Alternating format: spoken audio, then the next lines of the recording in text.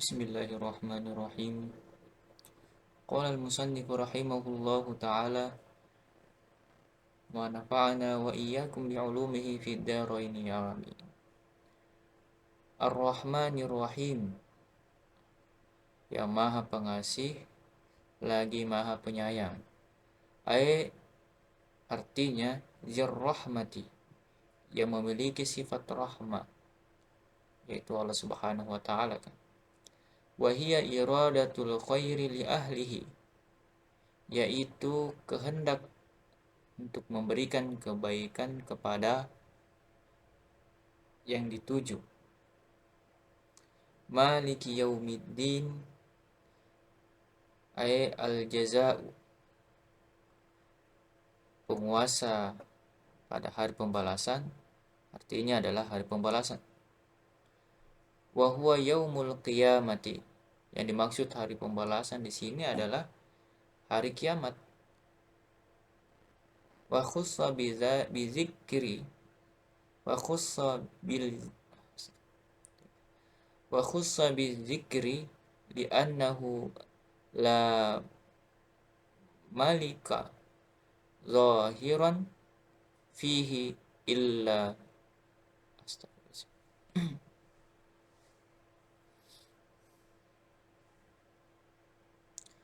wa khussa bizikri li'annahu la malika zahiran fihi li ahadin illa lillahi ta'ala.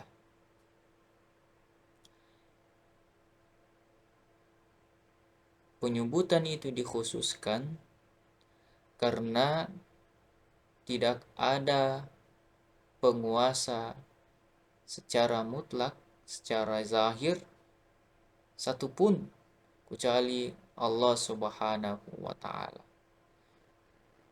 Bidalilin limanil mulkul yauma lillah, dengan dalil di dalam Al-Quran Allah Subhanahu wa ta'ala berfirman, limanil mulku al-yauma lillah, siapa kira-kira yang menguasai pada hari itu kecuali Allah Subhanahu wa ta'ala. Artinya tidak ada yang memiliki kuasa pada hari kiamat kecuali Allah Subhanahu wa ta'ala. Wa man qara'a maliki fa ma'nahu malikul amri kullihi, barang siapa yang membaca maliki maka maknanya adalah menguasai segala sesuatu fi yaumil qiyamah, pada hari kiamat. Artinya semua aspek pada hari kiamat Allah Subhanahu wa ta'ala berkuasa di atasnya. Maka dipahami ketika hari kiamat nanti kita sudah tidak memiliki kuasa sedikit pun. Kita tidak memiliki kehendak yang bebas sebagaimana ketika kita berada di dunia. Kita bebas ke sana kemari, kita bebas ingin melakukan apapun. Berbeda dengan ketika pada hari kiamat nanti kita tidak memiliki kuasa atas diri kita sendiri. Maka yang paling berkuasa pada saat itu adalah Allah Subhanahu wa ta'ala. Atau artinya makna dari Malik Yaumiddin, huwa mausufun bidzalika daiman. Jadi di dalam ayat itu disebutkan secara khusus bahwa Allah itu adalah Malik Yaumiddin. Dikhususkan dalam satu ayat, maknanya juga adalah bahwa itu merupakan sifat dari Allah Subhanahu wa ta'ala yang sifatnya kekal. Jadi kekuasaan Allah itu sifatnya kekal karena Allah Subhanahu wa ta'ala merupakan zat yang kekal. Kaghafiri dzambi, sama halnya dengan sifat Allah Subhanahu wa ta'ala yang maha pengampun atau mengampuni segala dosa. Fasahha wuqu'uhu sifatun lil ma'rifatin, maka sah atau benar penempatannya, astagfirullah, ulang, fasahha wuqu'uhu sifatan lima'rifati, maka benar penempatannya sebagai sifat untuk zat yang ma'rifah, yang diketahui. Iyyaka na'budu wa iyyaka nasta'in, hanya kepada engkau kami menyembah dan hanya kepada engkau kami meminta pertolongan. Artinya nakhussuka bil ibadati, kami mengkhususkan engkau dalam beribadah, min tauhidin,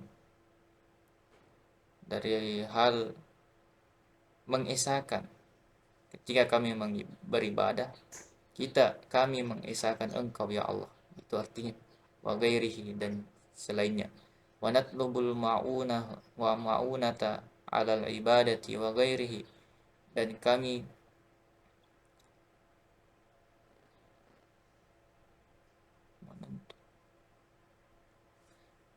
kami mengharapkan pertolongan atas ibadah dan yang lainnya. Ihdinas siratal mustaqim, berilah kami jalan yang lurus. Artinya arsyidna ilaihi,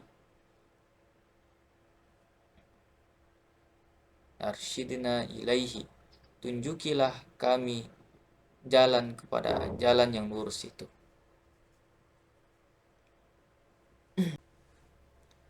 Baik, kita pahami di sini bahwa Allah Subhanahu wa taala itu memiliki sifat Ar-Rahman Ar-Rahim. Yang dimaksud dengan sifat Rahman Rahim itu adalah kehendak Allah Subhanahu wa taala untuk memberikan kebaikan kepada yang Ia kehendaki.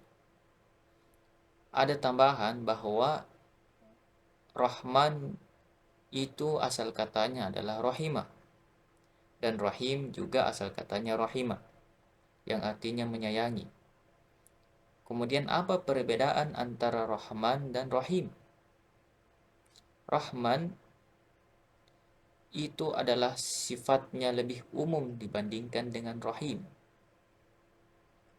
Ketika kita melihat orang-orang di dunia ini, ada yang beriman, ada yang tidak beriman, dan ternyata semuanya diberikan rezeki oleh Allah Subhanahu wa taala.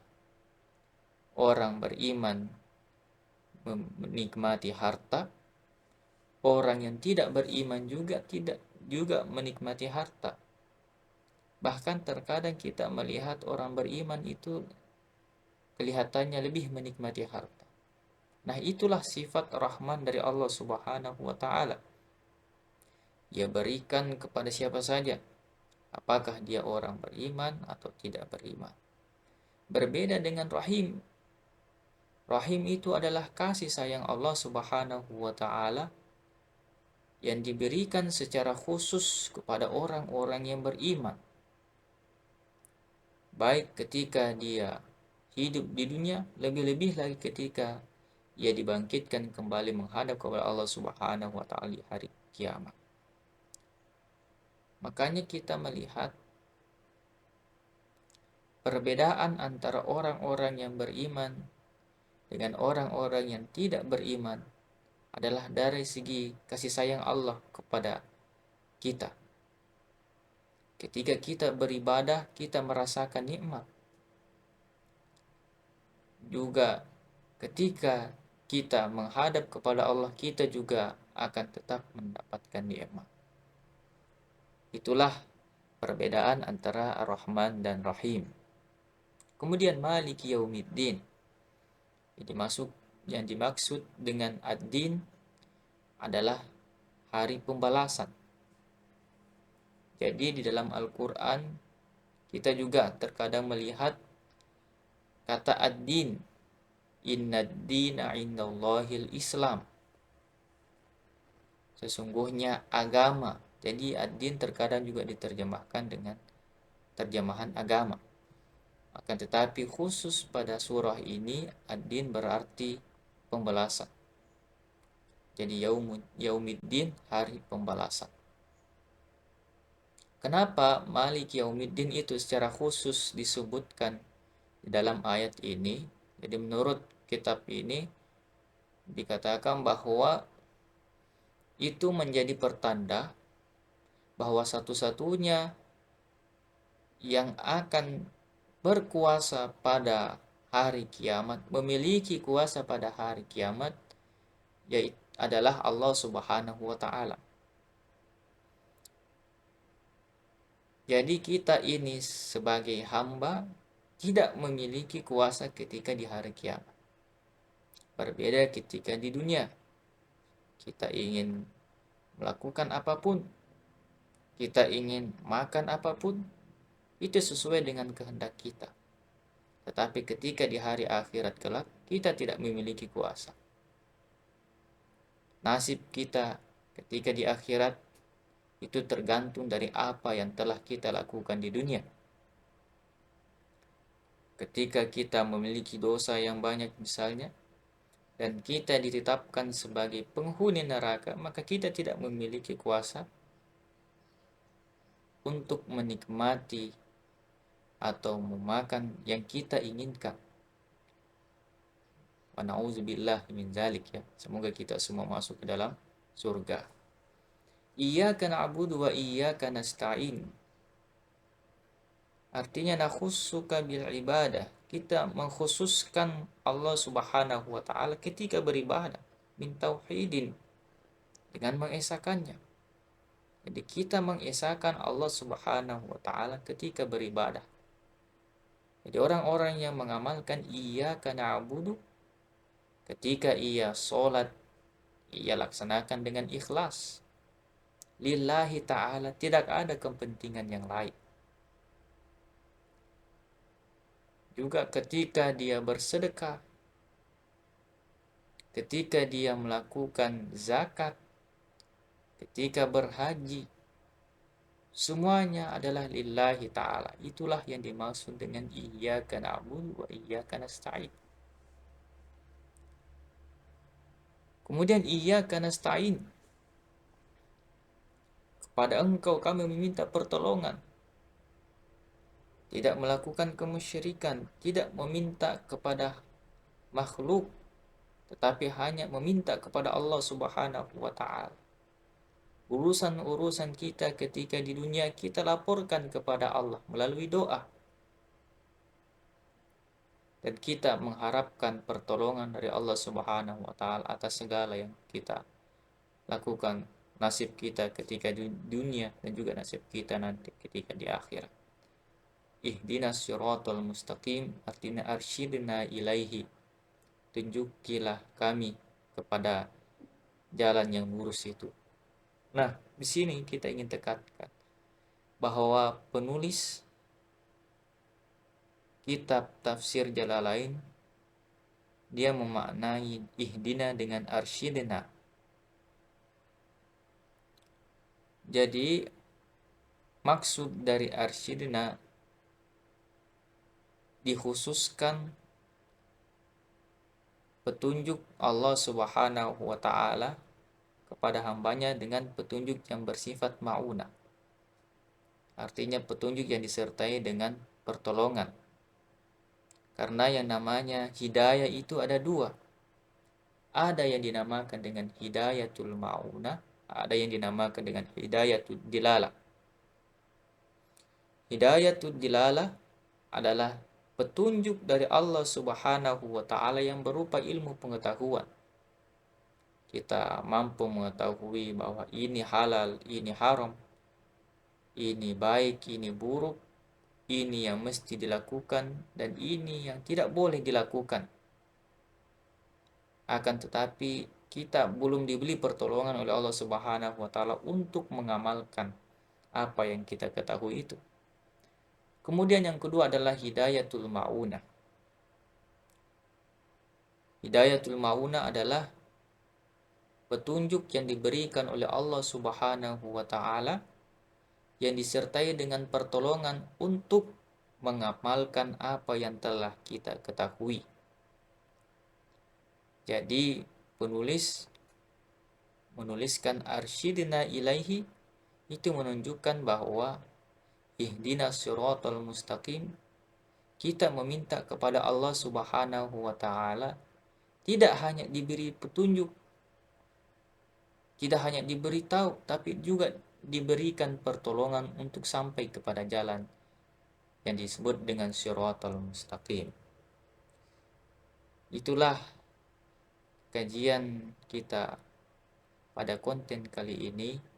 Semoga kita semua diberikan hidayah oleh Allah Subhanahu wa taala sehingga kita tetap di jalan kebenaran, dan kita akan bertemu nanti